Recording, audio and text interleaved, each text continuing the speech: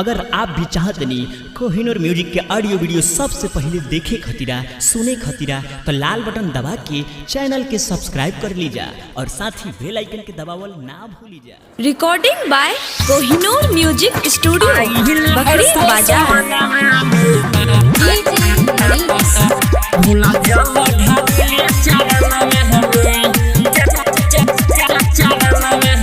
सुनिए बाबा दाऊरा महिमा महान हो, जानेला दुनिया जानेला जहान हो, जानेला दुनिया जानेला जहान हो। सुनिए बाबा दाऊरा महिमा महान हो, जानेला दुनिया जानेला जहान हो। हादे खुशी मिलेला धरसना हमें आइले हर साल सवनमा में भोला जल ढाडिले चरणमा हमें आइले हर साल सवनमा में भोला जल ढाडिले चरणमा में आइले हर साल सवनमा भोला जल ढाडिले चरणमा हमें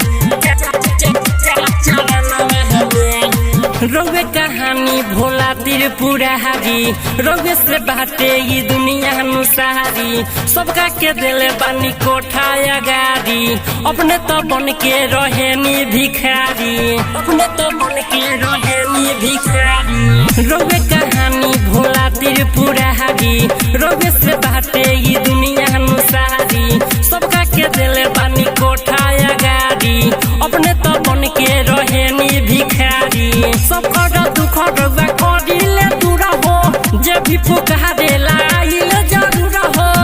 हादे नाचे कांवरिया भवना ना हमें आइले हर साल सवनमा में भोला जल ढाडिले चरणमा हमें आइले हर साल सवनमा में भोला जल ढाडिले चरणमा में आइले हर साल सवनमा। Recording by Kohinoor music studio Bakri बाजार।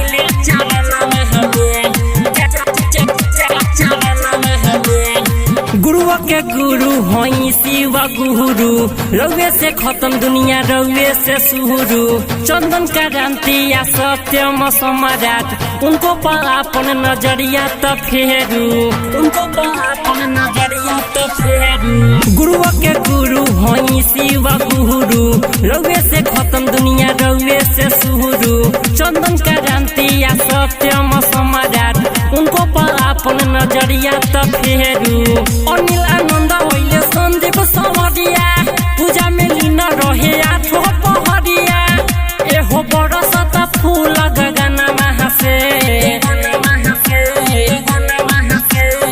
आइले हर साल सवनमा में भोला जल ढाडिले चरणमा हमें आइले हर साल सवनमा में भोला जल